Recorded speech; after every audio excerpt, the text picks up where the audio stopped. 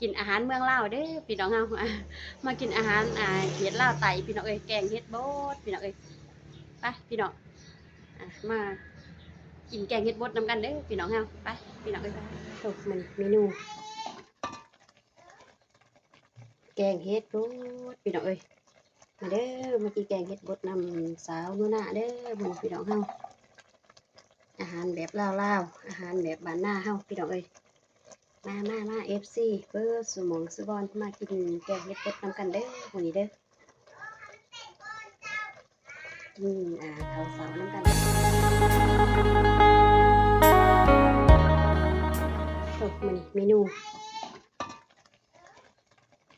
แกงเฮ็ดบดพี่น้องเอ้ยมาเด้อมากินแกงเฮ็ดบดนำสาวนูน่าเด้อบุญพี่น้องเฮาอาหารแบบลาวๆอาหารแบบบ้านนาเฮาพี่น้องเอ้ยมาFC เปิดสมองสุบอนมากินแกงเฮ็ดบดนำกันเด้อวันนี้เด้อกินข้าวเสาน้ำกันเด้อข้าวเสานูน่าเด้อพี่น้องๆเฮามากินแกงเฮ็ดบดพี่น้องเอ้ยอาหารแบบลาวๆเฮาพี่น้องแกงเฮ็ดบดใส่กับหมักบวบหมักบวบอมพี่น้องเอ้ยหอมมาเด้อผู้ใหญ่ใจบุญเพิ่นพี่น้องเอ้ยอยู่ทาง USA มากินอาหารเมืองลาวเด้อพี่น้องเฮามากินอาหารเฮ็ดลาวไต่พี่น้องเอ้ยแกงเฮ็ดบดพี่น้องเอ้ยไปพี่น้องมากินแกงเฮ็ดบดนำกันเด้อพี่น้องเฮาไปพี่น้องเอ้ยมาพี่น้องมากินข้าวเสาน้ำกันเด้อพี่น้องเอ้ยเวลาจะกินข้าวนี่ซะหาน้ำเคียงขางเลยกินข้าวยำได้แล้วก็ขาดน้ำบ่ได้เนาะจำแจวปลาแดกเหนียวแกงเห็ดบดเด็กๆขออิ่มหมดแล้วบ่กินข้าวบ่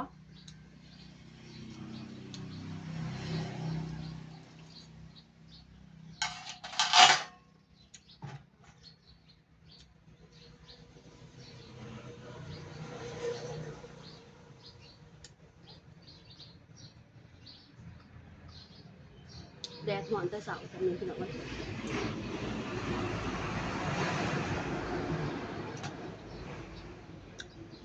กินแกงเห็ดบดกับถ้วยยักษ์ใหญ่พี่น้องเอ้ยได้สิบ่ให้อ้วนเนาะ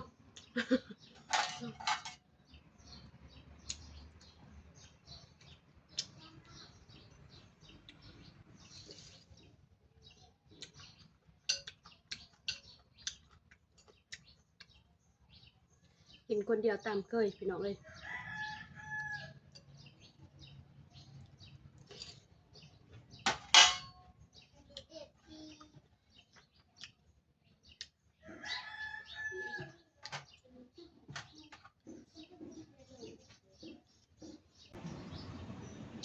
3-4 คนเป็นทีมงานเพิ่น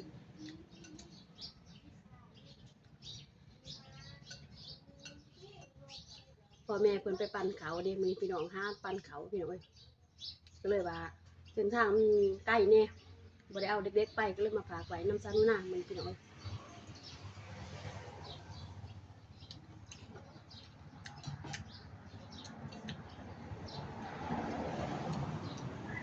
หับนาทีเลี้ยงร้านมันนี่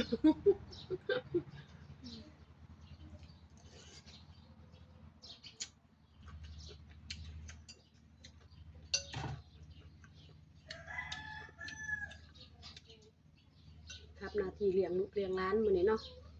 เป็นมื้อพิเศษแน่พี่น้องเอ้ย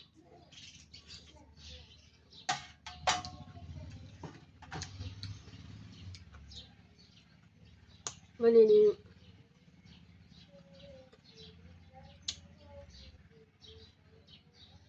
แดดร้อนแต่เช้าพี่น้องเอ้ยแดดร้อนแดดจัดแต่เช้าแต่มัน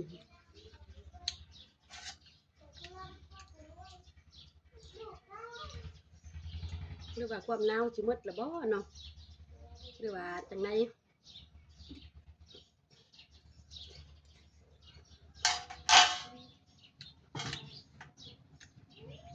ว่าปกติแต่ละปีทางเดือนหนึ่งก็ยังหนาวเลยพี่น้องช่วงสิว่าเขาเสือข้าวดาวนี่ความหนาวบ่อยาก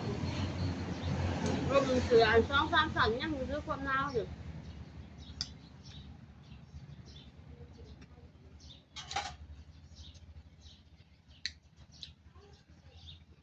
อันนี้ก็บ่แน่นอนเนาะสภาพอากาศพี่น้องเอ้ยแต่ละมื้อแต่ละเว้นว่าบ่ได้ได้น้องตอนเช้านี่อาจสิแดดจัดแดดกะแต่มาพอแรงๆมาบดก็มีได้เนาะ กฎเกณฑ์ธรรมศาสตร์เป็นอันที่ว่าบ่แน่นอนเนาะเดียวคำเดียวแกงคือเพิ่นว่า เดียวหอนเดียวหนาวเนาะ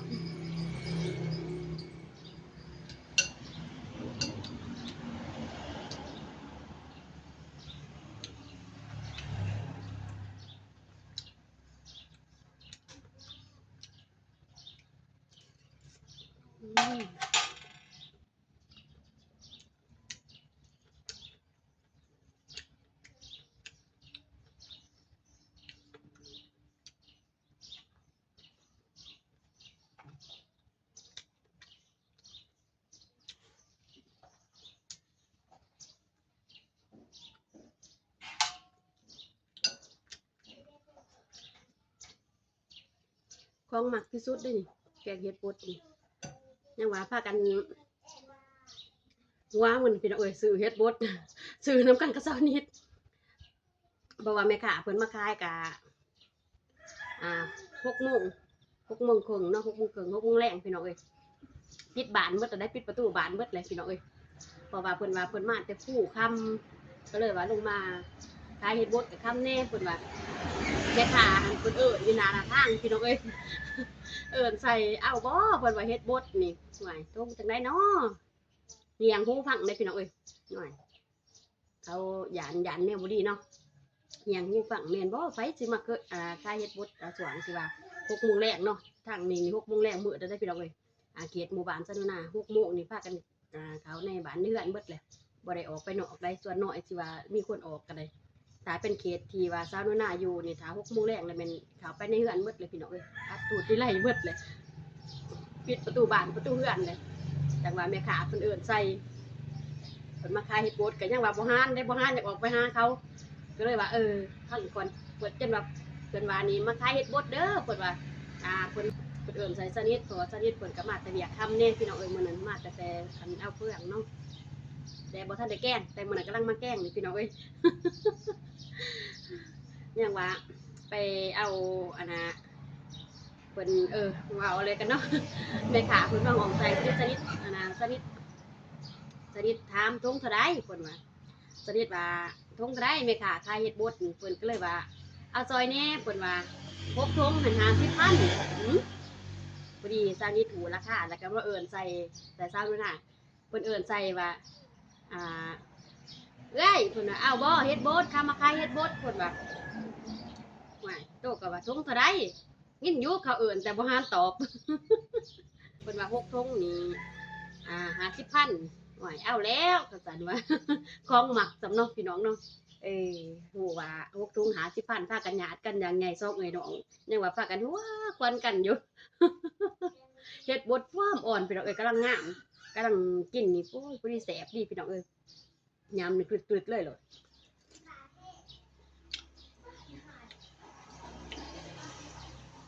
ยังว่าพากันเมาเอากันเฮ็ดบดพี่น้องเอ้ยสองเอ้ยน้อง มักแท้มักว่าพี่น้องเอ้ยบ่ว่าสิเป็นเห็ดสุกบ่เห็ดสุกเห็ดเห็ดลาบเห็ดอันนั้นก็บ่จ้ะเห็ดลาบเห็ดก้อยนะก้อยเห็ดบดเห็ดลาบเห็ดบดเห็ดสุกเห็ดบดก็มักต้มแจ่วสมก็มักพี่น้องเอ้ยยังว่ามื้อนี้นี่เฮ็ดแกงก่อนพี่น้อง มักแกงใส่หมักบวบอบเด้หมักบวบอบหอมๆพี่น้องเอ้ย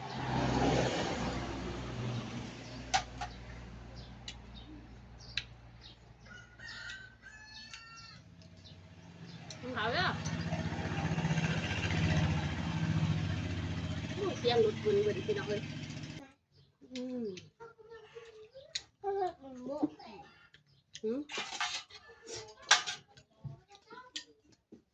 ก็ว่าแสบผู้ซาว่าแม่เฮ็ดคือมันหมดเลย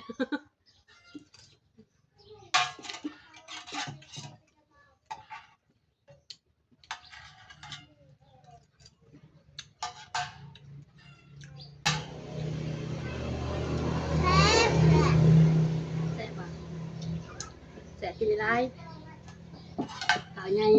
มันเบิดนะอิ่มละเบิดละอิ่มเอ้าว่าสันบัดนี้ขอบใจเนาะ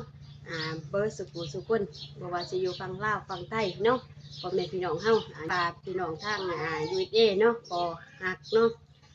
พ่อใหญ่ใจบุญเพิ่นพี่น้องเอ้ยทาง USA ก็ขอบอกขอบใจนำหลายๆเด้อเนาะที่อุปถัมภ์ค้ำสู้ซองน้อยๆซาดูนะพี่น้องเอ้ยขอให้เฮงๆปังๆขอให้ร่ำให้รวยกันเบิดสุขุสุคนเด้อพี่น้องๆเฮาไปพี่น้องเอ้ยคลิปนี้ก็สิได้จบเพียงเท่านี้เด้อพี่น้องๆเฮาพอกันใหม่คลิปต่อไปเนาะ